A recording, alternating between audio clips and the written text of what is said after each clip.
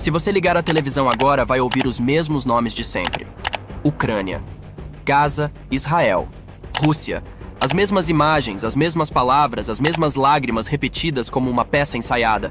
Mas há um país inteiro, onde uma guerra silenciosa acontece há mais de uma década. E quase ninguém fala sobre isso. Nenhum telejornal abre com o sangue derramado lá. Nenhum comentarista chora ao vivo. Nenhum político se pronuncia. Esse país se chama Nigéria, um gigante africano com mais de 200 milhões de habitantes. Mas que vive um pesadelo diário escondido sob o manto do silêncio. Um genocídio invisível, ignorado pelo Ocidente e esquecido pelo mundo. Lá mais cristãos são mortos, sequestrados e perseguidos do que em qualquer outro lugar da Terra. Mais do que em todos os outros países somados. Só neste último ano, mais de 7.800 cristãos foram assassinados. Queimados vivos, decapitados, mutilados, crucificados. Desde 2009, 125 mil pessoas foram mortas apenas por professar sua fé. E o mais assustador é que ninguém parece se importar. Enquanto o noticiário fala sobre geopolítica, armas e diplomacia, aldeias inteiras na Nigéria são transformadas em cinzas. Homens armados invadem casas durante a noite, sequestram famílias, matam crianças, queimam igrejas e desaparecem antes do nascer do sol.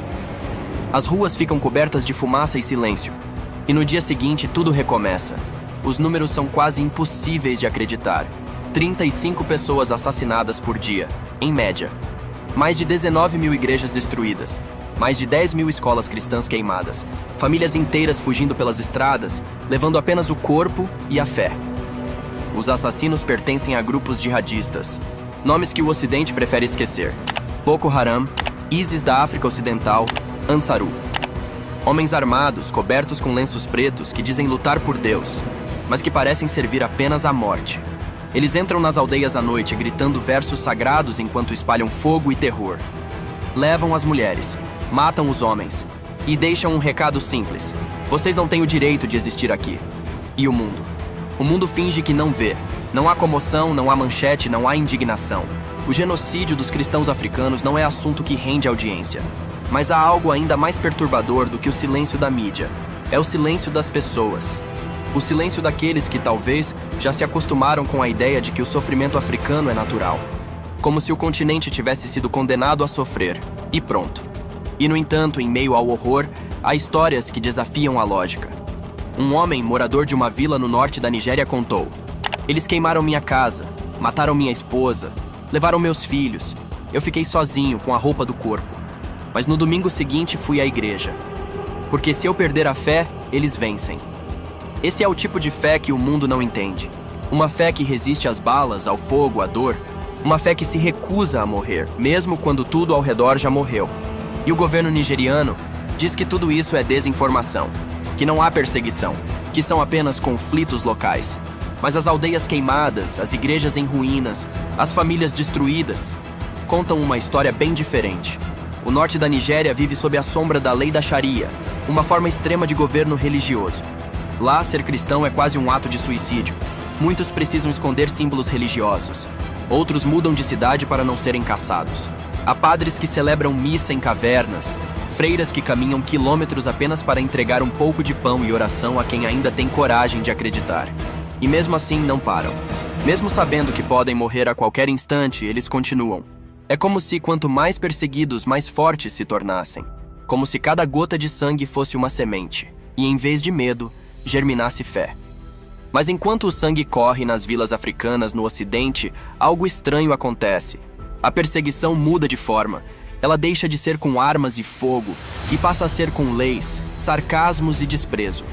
No Canadá, 112 igrejas foram incendiadas. E o então primeiro-ministro Justin Trudeau teve a audácia de dizer: eu entendo a raiva deles. Entende a raiva de queimar templos? Na França, centenas de igrejas vandalizadas.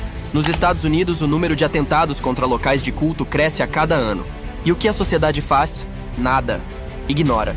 Como se destruir símbolos da fé fosse uma espécie de justiça histórica. O Ocidente, que um dia construiu sua identidade sobre valores cristãos, agora parece sentir vergonha deles. Apaga cruzes, ridiculariza padres, silencia quem ainda acredita. As mesmas vozes que exigem tolerância e respeito se calam quando as vítimas são cristãs. E talvez esse seja o detalhe mais sombrio de todos. A perseguição não acabou. Ela apenas mudou de endereço.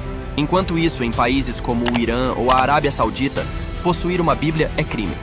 No Irã, você só pode ter uma se for armênio ou assírio. Na Arábia Saudita, vender uma Bíblia em árabe pode te levar à prisão, ou coisa pior.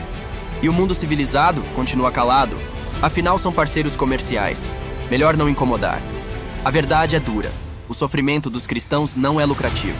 Não gera manchete. Não interessa a quem vende armas, a quem escreve discursos, a quem controla as telas. O mundo prefere fechar os olhos. Mas o inferno continua aberto. E há quem ainda tente resistir. Organizações como a Ajuda à Igreja que Sofre vão até onde ninguém mais quer ir. Reconstruem templos destruídos, alimentam famílias fugidas, transportam missionários escondidos. São como uma fagulha de luz em meio ao deserto. Mas o que eles enfrentam é algo muito maior do que a pobreza. É o esquecimento. A cada dia que passa, mais comunidades desaparecem. Vilas inteiras são engolidas pelo medo, e o mapa da Nigéria vai ficando manchado de vermelho. Um vermelho que o mundo insiste em chamar de instabilidade. Mas quem vive lá sabe, é sangue. Os cristãos perseguidos não pedem vingança. Eles pedem que o mundo veja, que alguém, em algum lugar, reconheça que isso está acontecendo. Mas ver exige coragem.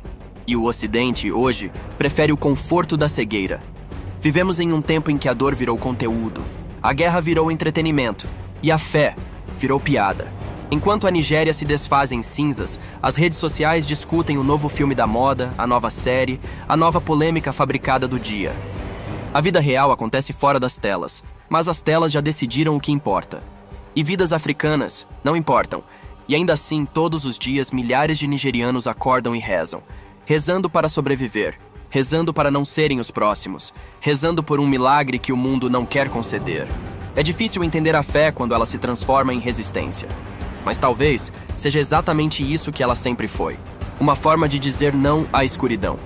Há algo de profundamente simbólico nesse silêncio. Porque o mesmo mundo que um dia pregou a liberdade, hoje é prisioneiro do medo de ofender. E assim, pouco a pouco, o mal cresce, protegido pelo politicamente correto, alimentado pela indiferença. Em 2023, uma pesquisa mostrou que a Nigéria é o país mais perigoso do planeta para os cristãos.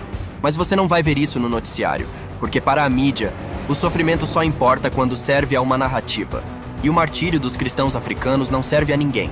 Mesmo assim, o fogo da fé continua queimando, escondido, silencioso, mas vivo. Nas aldeias destruídas ainda se ouvem cânticos. Nas ruínas das igrejas ainda se vêem cruzes reconstruídas com madeira queimada. Nas lágrimas dos sobreviventes ainda há gratidão. Gratidão por estarem vivos o suficiente para continuar acreditando. E talvez essa seja a parte que mais incomoda o mundo moderno. Porque não há nada mais poderoso do que uma fé que sobrevive ao inferno. Enquanto o Ocidente se perde em debates sobre identidades, política e consumo, o sangue dos mártires africanos fertiliza o solo de uma fé que não morre. E cada gota que cai parece gritar uma única frase. Vocês podem queimar tudo, mas nunca vão apagar o que acreditamos. A história já viu isso antes. Roma tentou apagar os cristãos, e falhou. Impérios inteiros tentaram silenciar a fé, e caíram. Agora, a perseguição veste roupas novas, fala com sotaque de progresso e carrega bandeiras de liberdade. Mas no fundo é a mesma escuridão disfarçada. A pergunta é, por quanto tempo mais o mundo vai conseguir fingir que não vê? O que está acontecendo na Nigéria é mais do que violência religiosa. É um espelho, um reflexo do que acontece quando a humanidade decide que algumas vidas valem menos do que outras. E talvez esse espelho esteja apontando para nós. Porque o que começa longe sempre acaba chegando perto. Hoje são eles. Amanhã pode ser qualquer um que ouse acreditar em algo que o sistema não aprova. A perseguição à fé nunca foi apenas sobre religião. Sempre foi sobre poder, sobre controle, sobre apagar aquilo que dá sentido à vida. E enquanto o mundo dorme, aldeias são queimadas, igrejas viram pó, e o eco dos cânticos ainda sobe para o céu noturno. Na escuridão da África, entre o som das balas e o choro das crianças, há vozes que ainda dizem: Pai, perdoa-lhes, eles não sabem o que fazem. Mas nós sabemos, e fingir que não sabemos, talvez seja o nosso maior pecado. A Nigéria sangra, e o mundo assiste, calado. Mas a fé continua, porque há coisas que nem a morte consegue apagar.